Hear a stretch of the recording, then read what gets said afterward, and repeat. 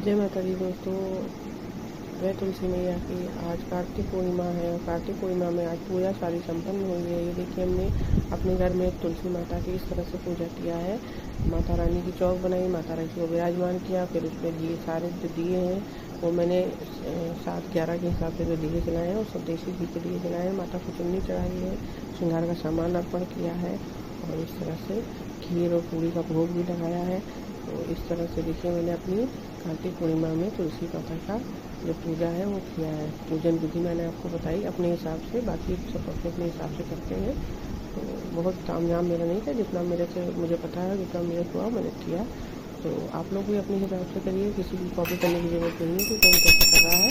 बहुत तरीके होते हैं, बड़े धूमधाम से मनाया जाता है, भजन कीर्तन वगैरह होता है, पूरा श्रृंगार होता है।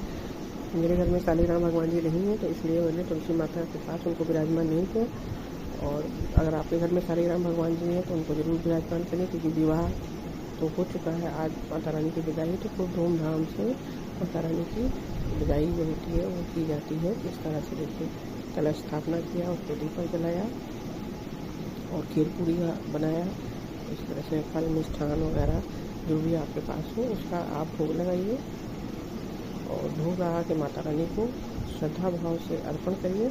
माता रानी कम ज़्यादा नहीं, आपका भाव देखती हैं, आपके भाव के हिसाब से ही चीज़ें वो स्वीकार करती हैं। तो आप अपने सामर्थ्य और अपनी श्रद्धा अनुसार जो भी आपका होता है वो आप करिए। देखिए, मैंने तो घर में खीर पूड़ी, मतलब हम लोग मिठाई भी मंगा लेते हैं, मैंने खीर पूड़ी माता रानी को भोग लगाया। तो आप अपने हिसाब से करिए क्या करना है। बस एक चीज़ ध्यान रखिए कि तुलसी माता पे हमेशा घी के दीपक जलते हैं, तेल का दीपक नहीं जलता है। तो अगर हो सके तो आप घी का ही दीपक जलाएं, तो तेल का नहीं। बाकी आपकी जैसे आप करते हो वो आप कर सकते हो। देखिए, जो मैंने इसमें देखिए मेरे वीडियो था उस पर ये मैंने लिख लिया था, तो ये मेरी उस पर आ गया है शॉर्ट वीडियो बनाते समय। तो इसकी वजह से ये आपको हेडलाइन दिख रहा है, आज की बात जो दिख रहा है वो आ गया, वीडियो में ही है वो। इस तरह से ये पूरा श्रृंगार का सामान अर्पण है।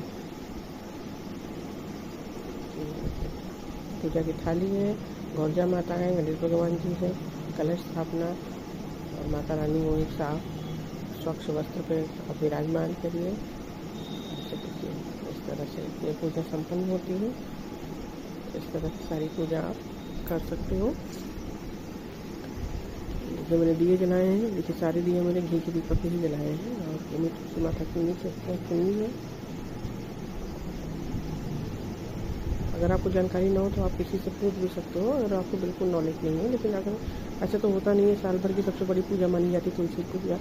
तो कार्तिक माह में अगर आप साल भर, ऐसे तो रोज़ करनी चाहिए, लेकिन अगर किसी वर्ष नहीं कर पाते हो तो साल में एक बार जो ये कार्तिक पूर्णिमा दिन ये देखिए मेरी चौक है और वाइट टाइल्स की वजह से आपको दिख नहीं रही है, लेकिन चौक अच्छी बनी है, बहुत सुंदर चौक बनी है। इस तरह से बना करके आप उनको पूजा अपनी संपन्न करके दीपक जलाइए। दिन में पूजा करिए, शाम को दीपक जलाइए।